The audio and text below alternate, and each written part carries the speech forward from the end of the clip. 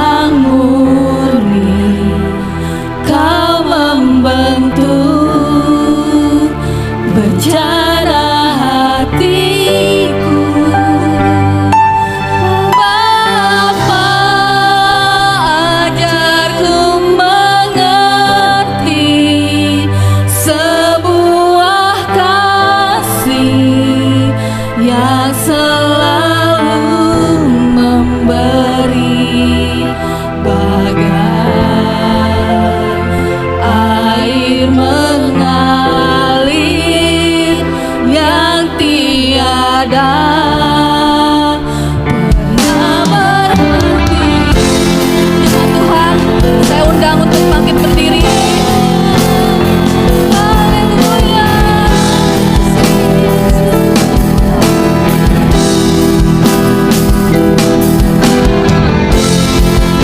Hati kami Tuhan.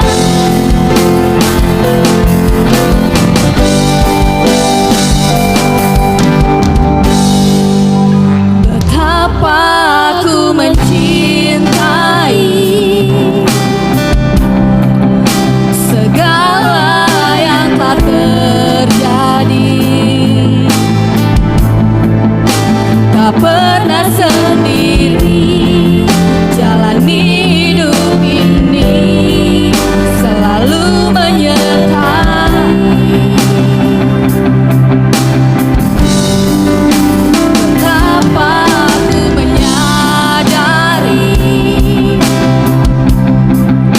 di dalam hidupku ini, Kau selalu memberi rancangan terbaik oleh karena kasih.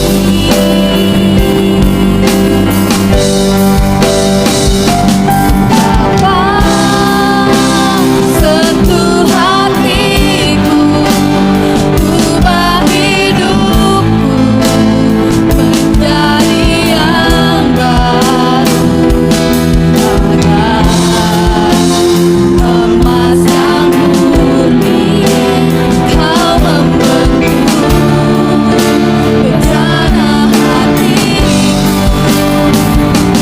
Bapa, ajarku mengerti sebuah kasih yang selalu memberi, bagai air mengalir yang tiada pernah berhenti.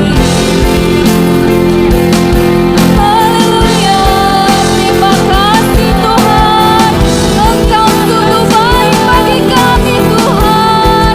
Sentuh hati kami,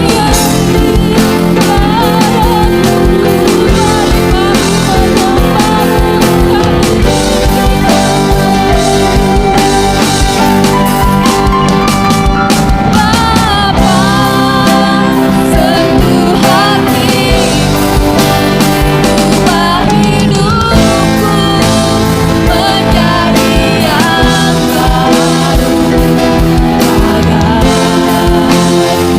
emas yang murni, Kau membentuk bencana hatiku.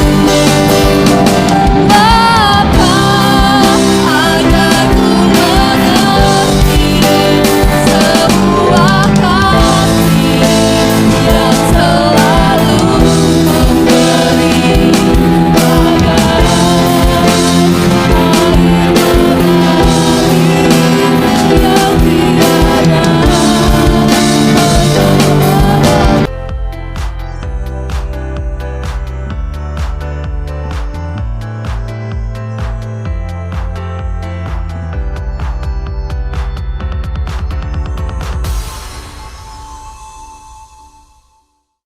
Di minggu yang keempat ini, Bapak Ibu, temanya adalah bertanggung jawab atau blame game, yakni taking responsibility or blame game. Nah Bapak Ibu saudara-saudari, kalau ada game atau permainan yang paling disukai orang di dunia, game itu bukanlah solitaire yang hampir terdapat di semua laptop, bukan pula Angry Birds yang merupakan salah satu game yang sangat populer, atau juga Candy Crush maupun Fruit Ninja. Nah, game tersebut bahkan orang yang tidak suka bermain game di handphone ataupun komputer sangat menyukai game yang satu ini. Nah, apakah game tersebut? Game tersebut adalah blame game. Nah, apa itu blame game? Arti sederhana daripada blame game adalah mempersalahkan situasi atau orang lain atas kesalahan yang ia lakukan sendiri. Orang itu melakukan kekeliruan, namun ia mempersalahkan pihak lain sebagai penyebab dari situasi yang sulit yang ditimbulkan oleh kesalahan yang ia buat. Nah, ini game yang paling banyak dimainkan oleh semua orang. Nah, singkat kata, blame game merupakan salah satu bentuk yang sangat populer dari sikap yang tidak bertanggung jawab.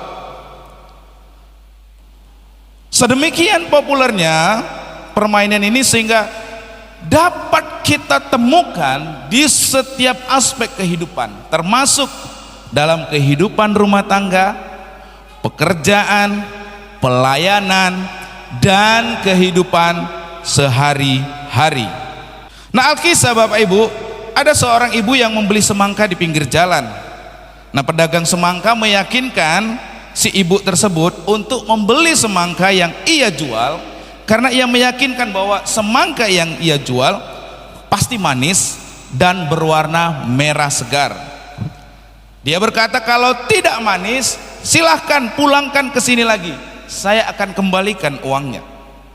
Nah, ibu calon pembeli tadi karena termakan rayuannya membeli sebuah semangka dari pedagang tadi dan membawa pulang dengan menumpang sebuah beca.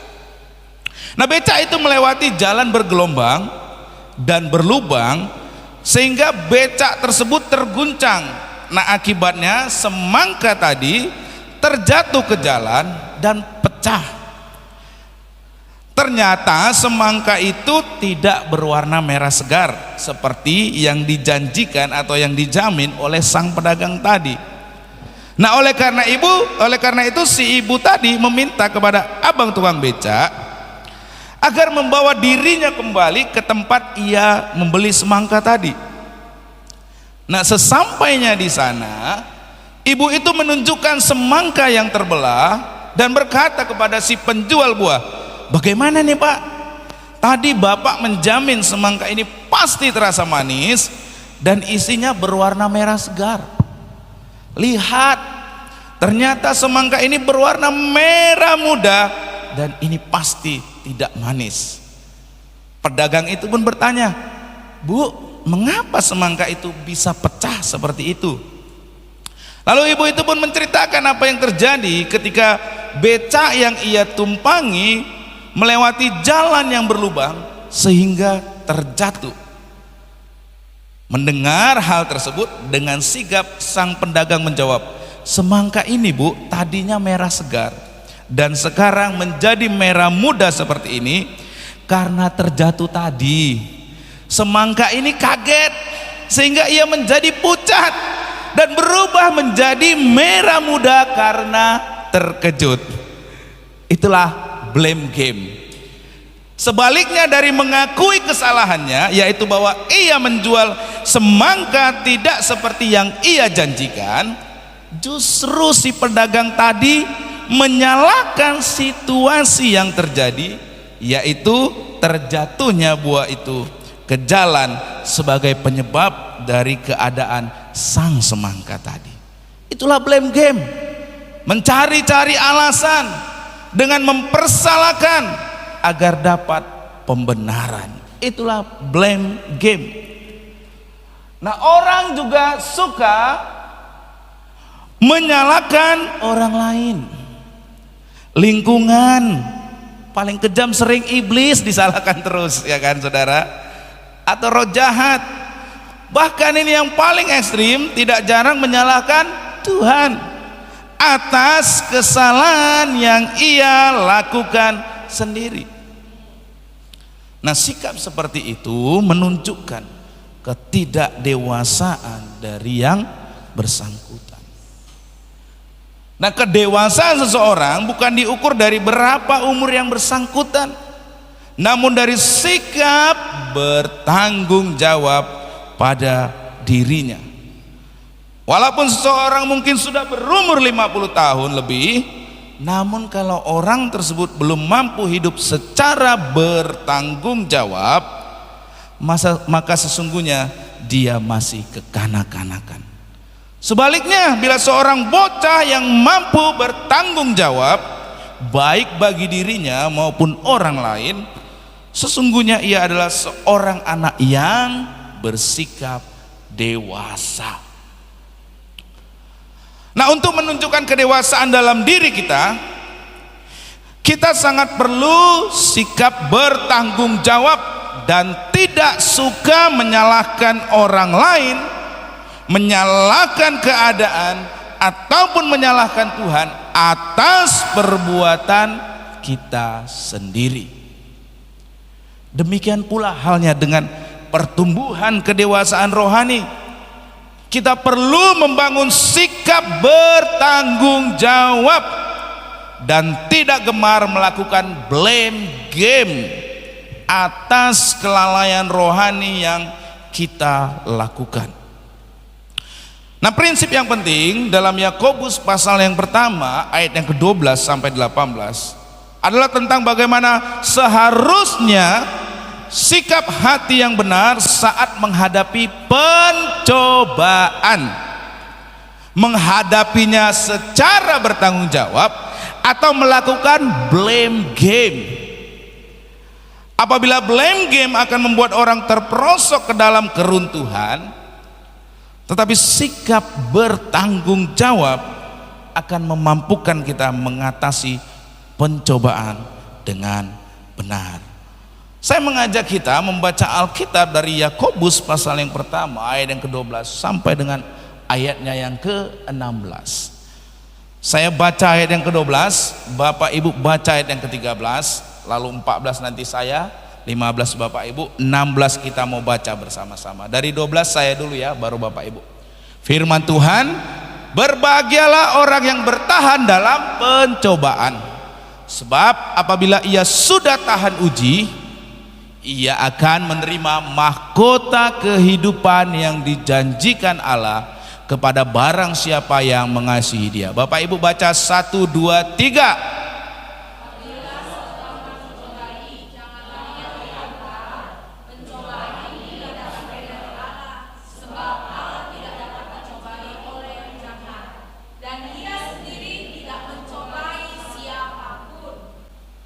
Tetapi tiap-tiap orang dicobai oleh keinginannya sendiri, karena ia diseret dan dipikat olehnya. Ayat 15 Bapak Ibu, 1, 2, 3.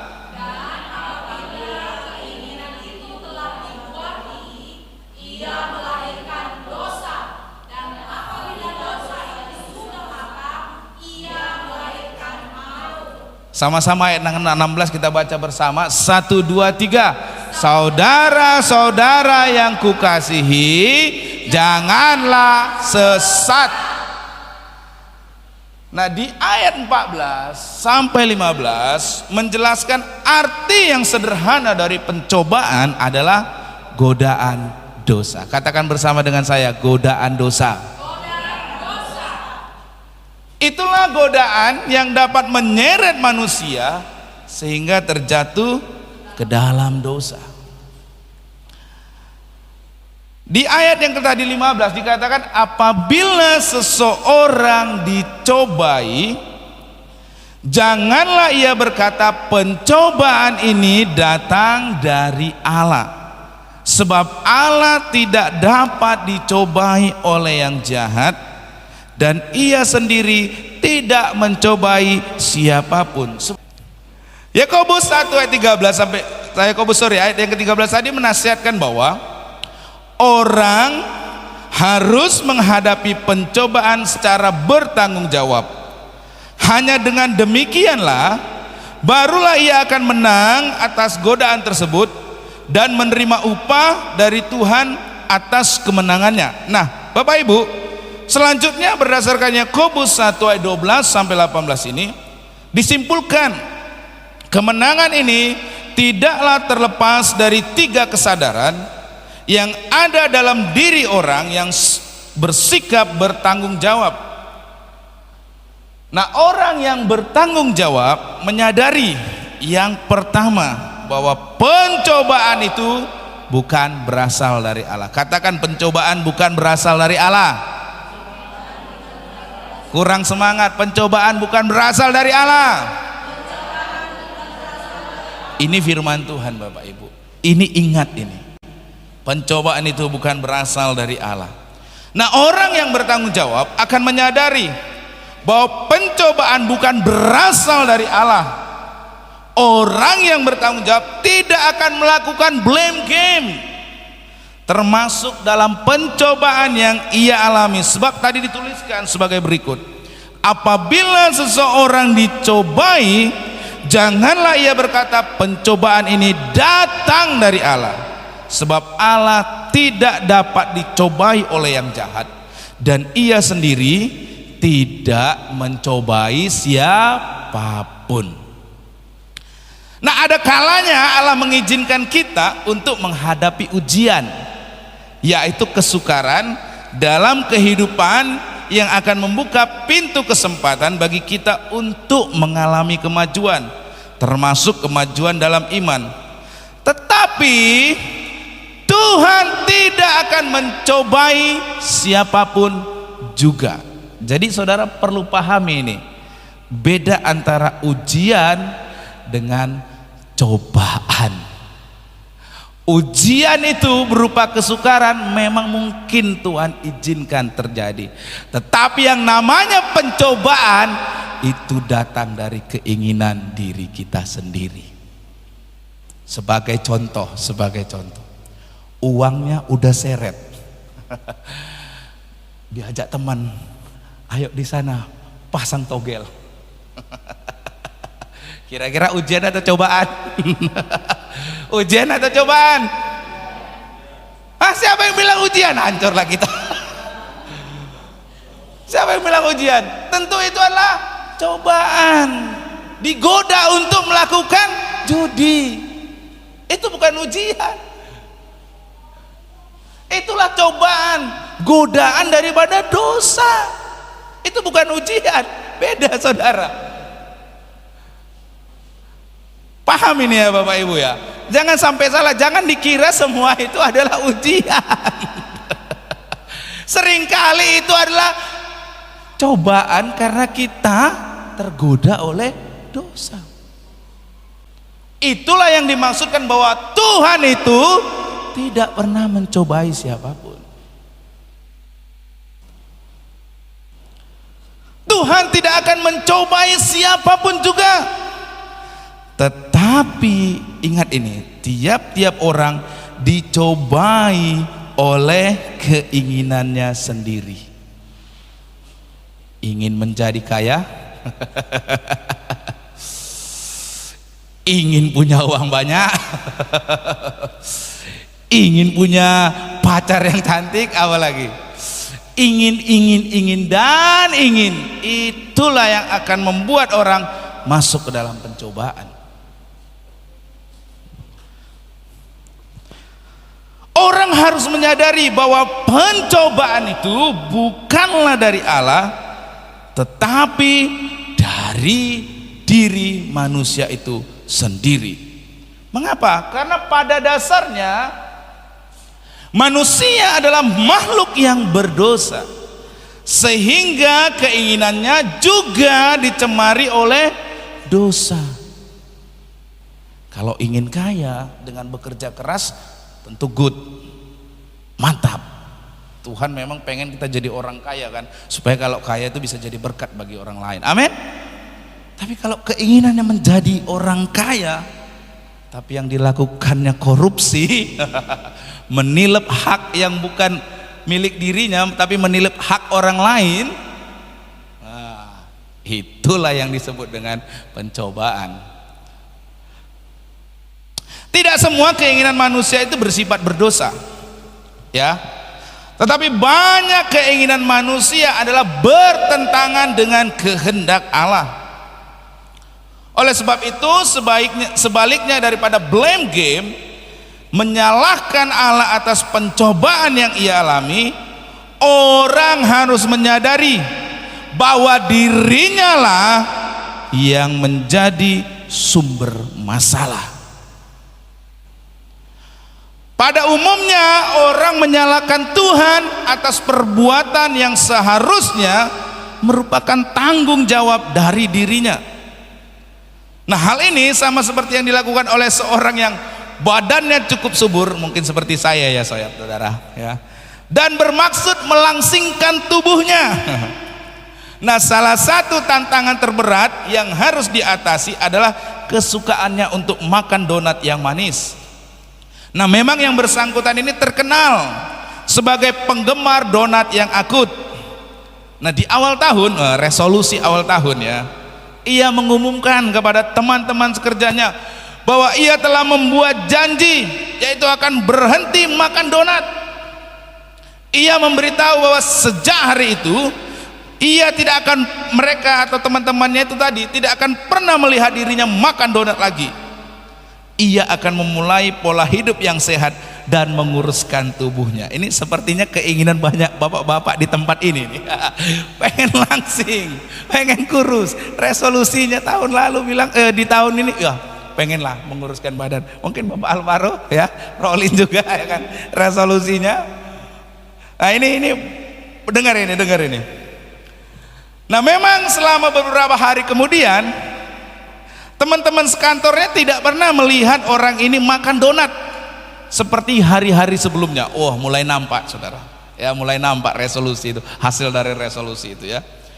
Nah, suatu pagi orang tersebut tiba di kantor dengan sekantung penuh donat yang berisi krim manis. Nah, tentu saja teman-temannya bertanya, loh, apa yang terjadi dengan janjimu, yaitu bahwa engkau tidak akan makan donat lagi? Orang tersebut menjawab bahwa ini bukan donat sembarangan. Ini donat dari Tuhan. Kemudian katanya, sementara tadi pagi berangkat ke kantor, aku berdoa. Wah, si orang gendut tadi ini berdoa ya saudara. Tuhan, kalau engkau menghendaki agar diriku pagi ini makan donat seperti di waktu yang lampau, berikan kepadaku satu tanda, yaitu bahwa persis di depan kios donat langgananku tersedia tempat parkir bagi mobilku. Artinya dia berdoa begini, Tuhan, kalau engkau menghendaki aku makan donat, ya pasti ada tempat parkir di kios langganan donatku ini Tuhan. Itulah tandanya bahwa engkau menghendaki aku makan donat gitu ya. Dia berdoa seperti itu. Lalu apa yang terjadi? Tanya temannya. Dia mengatakan begini, ternyata sesudah aku berputar 9 kali melewati kios donat langgananku, akhirnya terdapat tempat parkir persis di depan kios tersebut. Ini tanda bahwa Tuhan memang menghendaki agar hari ini aku makan donat seperti masa lampau. Memang benar, hanya saja dia sudah berputar 9 kali demi meyakinkan bahwa itu tanda dari Tuhan. Nah, seringkali kita seperti itu. Seperti orang gemuk ini, sesudah berputar 9 kali, ia pantas saja tubuhnya akan tetap gemuk karena dia pakai alasan. Dan satu kali putaran tidak ketemu, dia muter 2 kali sampai akhirnya ada tempat parkir. Itulah seringkali sifat kita, blame game, mencoba mempersalahkan. Nah, apabila ia terjatuh ke dalam pencobaan makan donat, jelas hal itu bukan karena Tuhan yang mencobai dirinya, tetapi keinginannya lah yang menyeret dirinya ke dalam pencobaan tersebut. Keinginan dirinya lah yang menyeret dirinya ke dalam pencobaan tersebut, bukan Tuhan yang mencobai. Hanya saja sebaliknya dari mengakui bahwa sumber dari masalah itu ada pada dirinya, justru ia menyalahkan Tuhan. Itulah blaming game.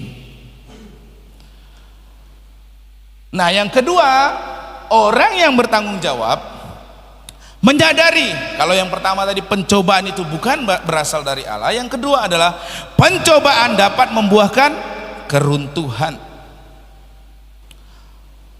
Orang yang bertanggung jawab tidak akan membiarkan dirinya bermain-main dengan pencobaan. Saya ulangi, orang yang bertanggung jawab tidak akan membiarkan dirinya bermain-main dengan pencobaan.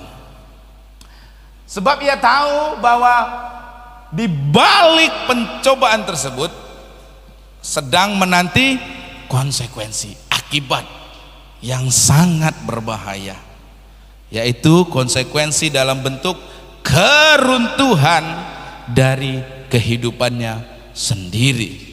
Nah, hal tersebut diutarakan dalam Yakobus pasal yang pertama ayat 14 sampai dengan ayat yang ke-15. Dikatakan di sana, tetapi tiap-tiap orang dicobai oleh keinginannya sendiri, karena ia diseret dan dipikat olehnya.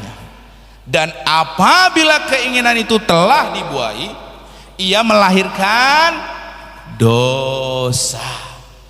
Dan apabila dosa itu sudah matang, ia melahirkan maut. Ayat tersebut menjelaskan tentang anatomi perkembangan dari pencobaan sampai membuahkan keruntuhan kehidupan, atau yang diistilahkan di ayat 15 tadi sebagai maut. Tentang anatomi perkembangan dari percobaan ini, tentang anatomi perkembangan dari pencobaan tersebut, Sinclair Ferguson, seorang profesor teologi sistematika pada Reformed Theological Seminary di Amerika Serikat, di dalam bukunya In Christ Alone menguraikan sangat gamblang dan menarik. Dia tulis seperti ini: pencobaan itu akan berkembang melewati 6 tahap sebagai berikut.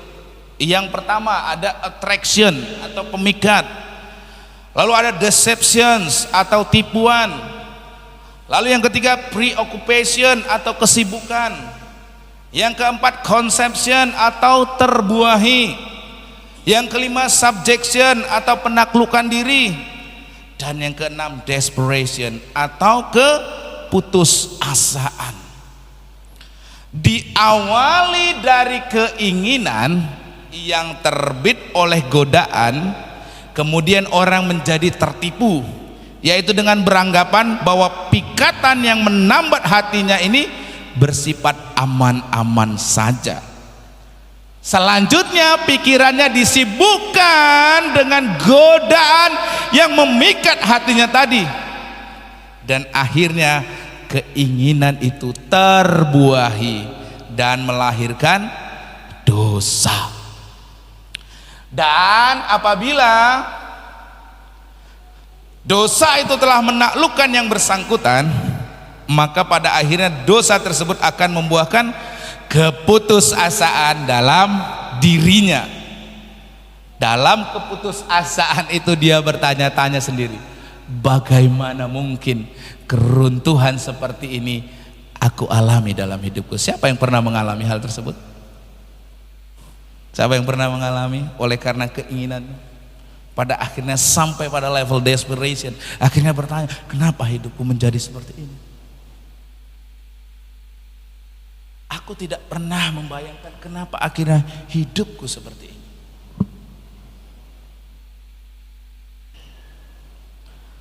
Tidaklah mengherankan apabila di ayat 16 Yakobus memperingatkan kita sebagai berikut. Saudara-saudara yang kukasihi, janganlah sesat. Jangan biarkan diri kita tertipu oleh pencobaan yang awalnya nampak aman-aman saja, tetapi pada akhirnya akan meruntuhkan kehidupan kita. Dosa itu ada tidak yang tidak enak? Siapa bilang dosa tidak enak? Angkat tangannya coba. Karena enak itu, orang beranggapan itu aman-aman saja. Mulai ketika dia terpikat, dia mulai masuk di dalam tipuan. Lalu dia mulai sibuk memikirkan, oh ya benar keinginan ini. Lalu mulailah terbuahi. Akhirnya dia mulai takluk kepada godaan tersebut. Sampai pada di sini ketika dia sudah melakukan, baru dia menyadari dalam keputusasaan. Halo. Tetapi seringkali kalau kita melakukan ini atau mengalami ini, siapa yang kita salahkan? Adakah kita menyalahkan diri kita sendiri? Atau justru kita sering menyalahkan keadaan, menyalahkan orang lain, menyalahkan si iblis, dan yang paling sering menyalahkan Tuhan. Padahal kita yang terpikat oleh, kita merasa itu aman-aman saja, tidak sadar bahwa pencobaan itu membawa kita kepada keruntuhan. Saya sering mendengar kesaksian dan saya sering melihat orang yang hidupnya nampaknya awalnya aman-aman saja, tetapi ketika dia mulai terpikat ke dalam godaan dosa, hidupnya mengalami keruntuhan. Dari yang rumah tangganya baik, hartanya bagus, sampai kepada akhirnya melarat, hidup segan, mati tak mau. Kenapa? Karena dia biarkan dirinya masuk ke dalam pencobaan. Hati-hati, nampaknya aman-aman saja, tapi pada akhirnya akan membawa pada keruntuhan yang akhirnya membuat kita keputusasaan. Oleh karena itu dinasihatkan tadi, janganlah sesat. Janganlah kamu tersesat mengira bahwa pencobaan itu aman-aman saja. Tidak. Pencobaan itu akan membawa engkau kepada melahirkan maut. Itulah keruntuhan. Itulah yang akhirnya berujung pada keputusasaan. Telah dibuai, melahirkan dosa. Apabila dosa itu sudah matang, ia akan melahirkan maut. Jadi hati-hati. Orang yang bertanggung jawab menyadari bahwa pencobaan itu dapat meruntuhkan hidupmu. Saya ulangi, orang yang bertanggung jawab menyadari bahwa pencobaan itu dapat meruntuhkan hidupmu. Nah, yang ketiga,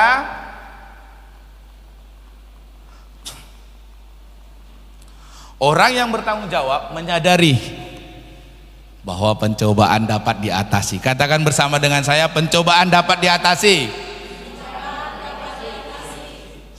Orang yang bertanggung jawab menyadari bahwa pencobaan dapat diatasi. Nah, Bapak Ibu, suka tidak suka, pencobaan itu selalu datang dan berupaya memikat hidup kita. Saya ulangi, pencobaan itu selalu datang. Oleh karena tadi di ayat 13 dikatakan seperti ini. Dalam Alkitab bahasa Inggris ditulis, let no one say when he is tempted, I'm being tempted by God. Artinya ketika ia dicobai, orang jangan berkata pencobaan ini datang dari Allah. Perhatikan, Di sana dikatakan when, bukan if. When artinya yaitu ketika, dan bukan if yang artinya apabila. Kalau if atau apabila, maka pencobaan itu dapat terjadi dan dapat juga tidak terjadi. Akan tetapi tidak demikian halnya dengan when atau ketika. Hal itu pasti akan terjadi, hanya masalah waktunya saja. Waktunya itu bisa hari ini Anda dicobai, bisa esok hari Anda masuk ke dalam pencobaan, atau lusa, atau kapan saja. Tapi yang pasti pencobaan itu akan datang dalam hidupmu. Pasti.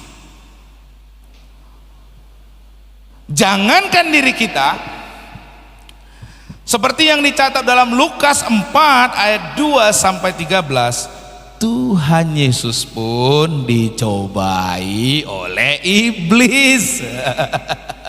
Saya ulangi, seperti yang dicatat dalam Lukas 4 ayat 2 sampai 13, Tuhan Yesus pun dicobai oleh iblis.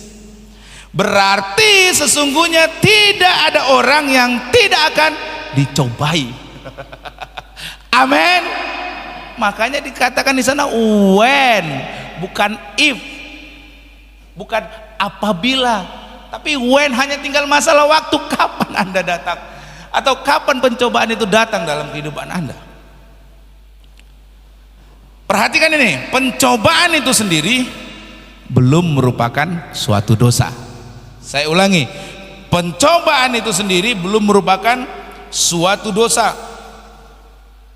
Namun apabila kita tidak mengatasinya, maka pencobaan tersebut akan menyeret kita ke dalam dosa dan akan membuahkan keruntuhan dalam hidup kita. Tetapi bersyukur bukan berarti dengan demikian maka kita harus takluk kepada pencobaan. Sebab dalam Yakobus pasal yang pertama ayat 17 sampai 18 dijelaskan secara tidak langsung langkah-langkah yang harus kita lakukan untuk mengatasinya. Mari kita baca Yakobus 1 ayat 17 sampai 18. Setiap pemberian yang baik dan setiap anugerah yang sempurna datangnya dari atas, diturunkan dari Bapa segala terang. Padanya tidak ada perubahan atau bayangan karena pertukaran. Atas kehendaknya sendiri ia telah menjadikan kita oleh firman kebenaran, supaya kita pada tingkat yang tertentu menjadi anak sulungnya di antara semua ciptaannya. Nah, untuk mengatasi pencobaan, langkah yang harus kita lakukan bukanlah mengajak si pencobaan itu bertanding dan adu kuat dengan diri kita. Saya ulangi, untuk mengatasi pencobaan, langkah yang harus kita lakukan bukanlah mengajak si pencobaan itu untuk bertanding dan adu kuat dengan diri kita. Kalau kita mencoba melakukan adu kuat, akhirnya kita akan tertipu dan akhirnya kita akan tertaklukkan oleh godaan itu. Sama seperti begini, saya mau berhenti main judi, saya mau menguji diri saya nggak mau lagi main judi. Anda datang terus ke setiap hari ke tempat judi, Anda mau menantang adu kuat dengan pencobaan itu, pasti Anda kalah. Pasti Anda kalah. Saya ulangi, mau menaklukkan pencobaan itu tapi Anda datang terus ke tempat itu mau beradu kuat, kita pasti kalah. Pasti kalah. Apapun pencobaan itu dalam hidup kita, kalau kita mau ngajak duel, kita tantang pencobaan itu, pasti kalah. Karenanya di dalam 2 Timotius 2 ayat 22 dijelaskan agar kita menjauhi pencobaan. Menjauhi, atau dalam bahasa Inggris yaitu flee, yang artinya adalah melarikan apa? Melarikan apa? Melarikan apa? Melarikan diri. Yang betul ketika Anda menghadapi pencobaan, melarikan diri. Jangan coba-coba adu kuat. Jangan coba-coba mengadu kuat dengan pencobaan, Anda pasti kalah. Yang perlu Anda lakukan adalah menjauhinya. Menjauhi itu artinya melarikan diri.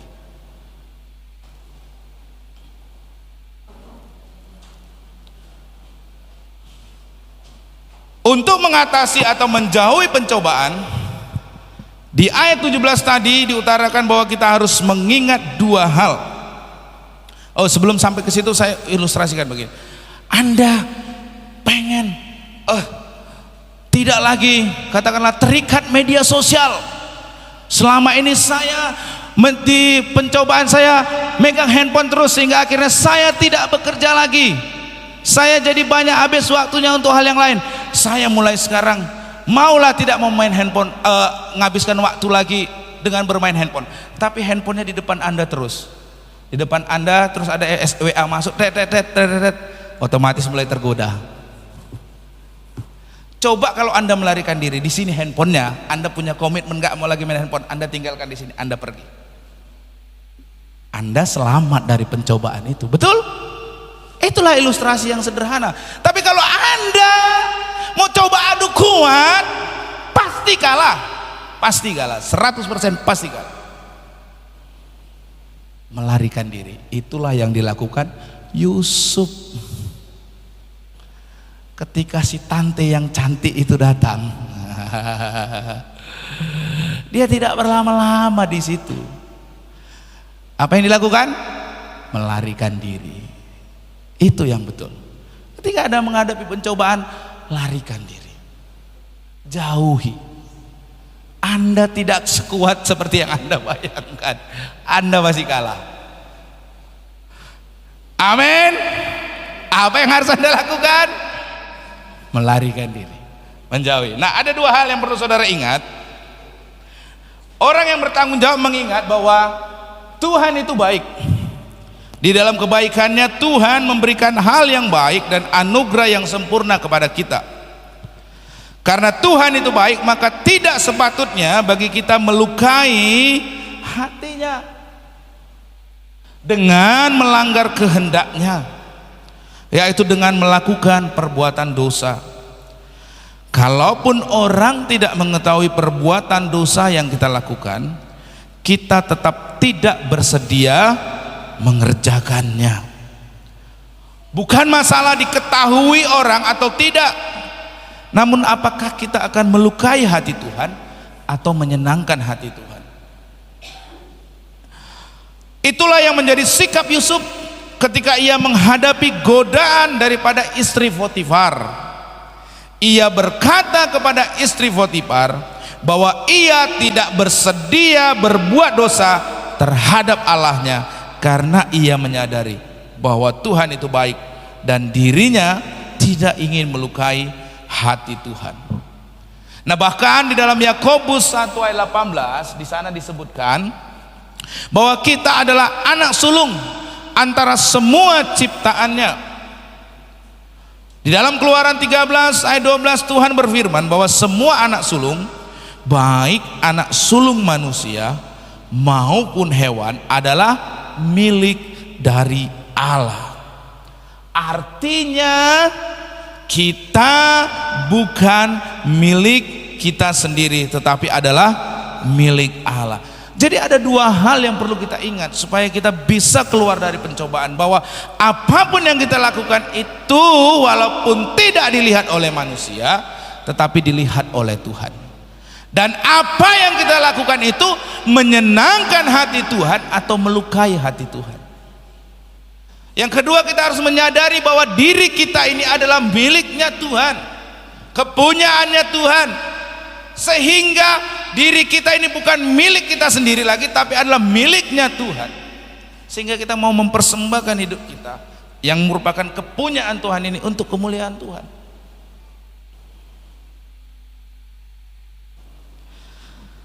Karenanya kita harus hidup dengan tujuannya itu untuk menyenangkan hati Tuhan, dan bukan sekedar memuaskan keinginan diri kita sendiri, terlebih lagi keinginan-keinginan yang bertentangan dengan kehendak Allah. Kedua pemahaman di atas akan mendorong kita untuk tidak bermain-main dengan pencobaan. Tetapi kita akan mengatasinya dengan menjauhkan diri kita dari pencobaan tersebut, sehingga kita tidak lagi hidup seperti yang dikatakan penulis yang terkenal yang bernama Robert Orban. Dia katakan seperti ini: most people want to be delivered from temptation but would like it to keep in touch. Yang kalau diterjemahkan seperti ini, saudara, kebanyakan orang ingin dilepaskan dari pencobaan, namun ingin tetap bergaul dengannya.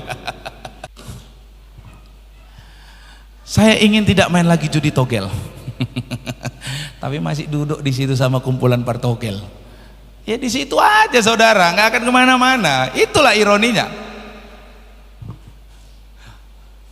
Ingin dilepaskan, tapi masih ingin tetap bergaul. Udah gitu, ketika hal yang buruk terjadi dalam hidupnya, blame game. Salahkan orang lain, salahkan keadaan, salahkan si iblis, salahkan Tuhan. Padahal karena dirinya yang masih ingin bergaul dengan keadaan tersebut.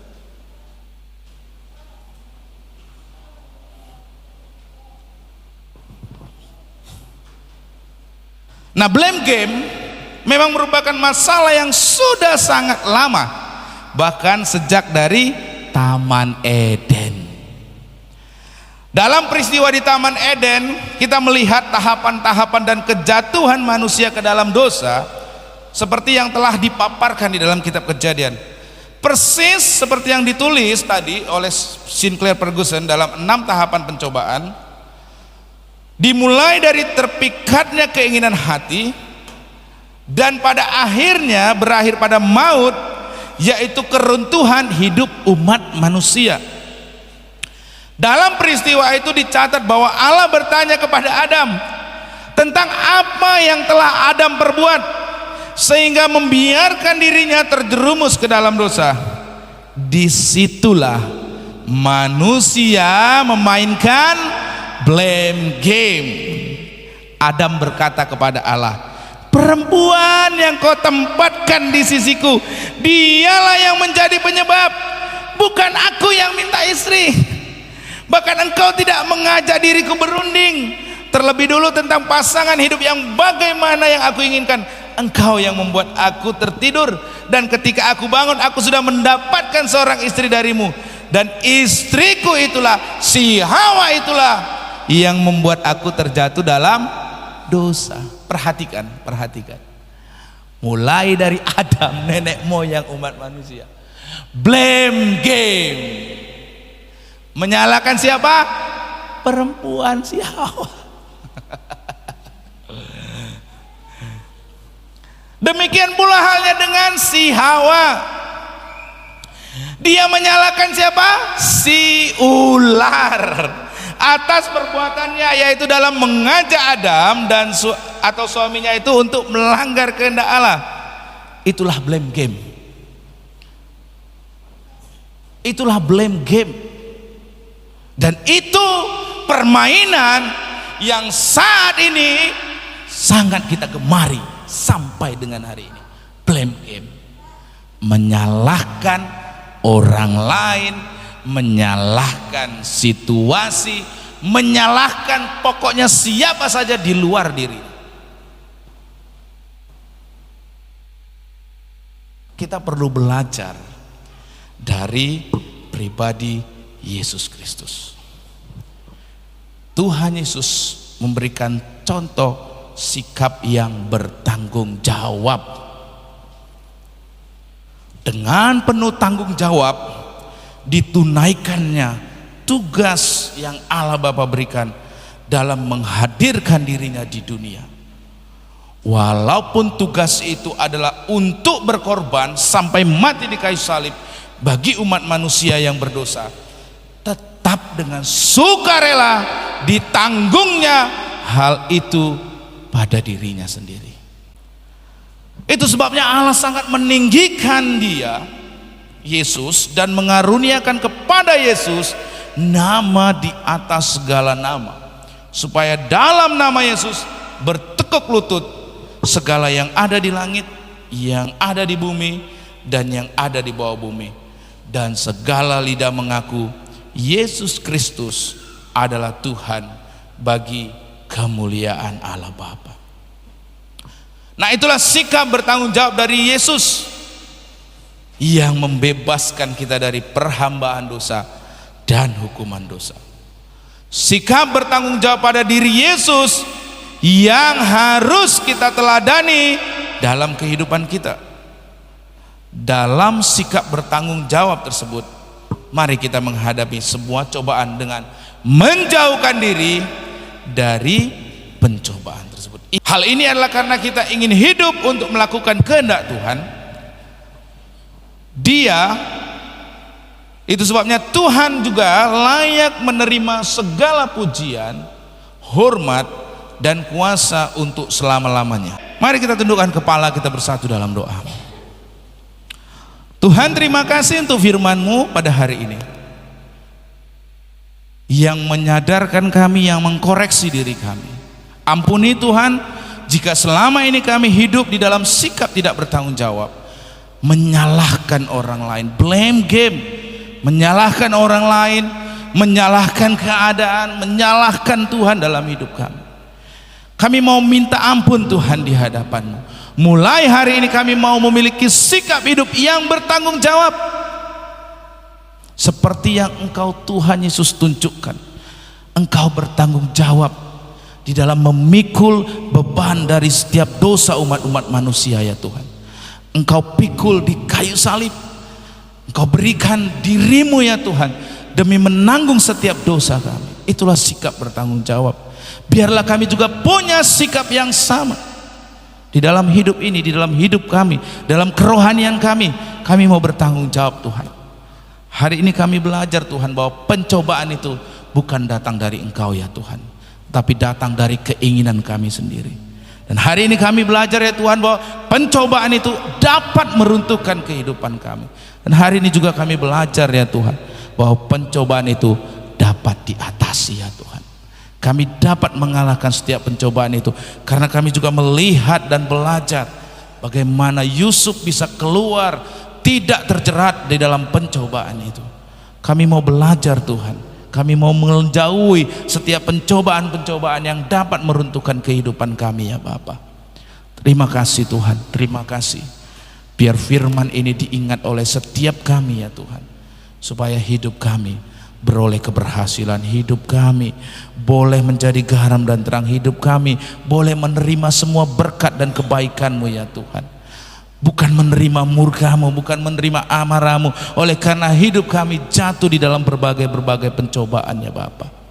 Terima kasih Tuhan, kami percaya Roh Kudus yang akan menolong kami, yang akan menguatkan kami, meneguhkan kami, sehingga kami mampu melarikan diri, mampu menjauhkan diri dari setiap pencobaan-pencobaan yang akan membawa kami ke dalam keruntuhan. Terima kasih Tuhan, terima kasih untuk firman-Mu di siang hari ini ya Tuhan. Kami mau Tuhan menjadi umat-umat yang menang, umat-umat pemenang, menang atas setiap godaan dosa, menang atas setiap tipu daya si iblis.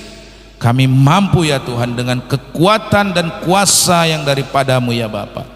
Terima kasih Tuhan, terima kasih Yesus, terima kasih. Di dalam nama Tuhan Yesus kami mengucap syukur dan berdoa. Haleluya, amin.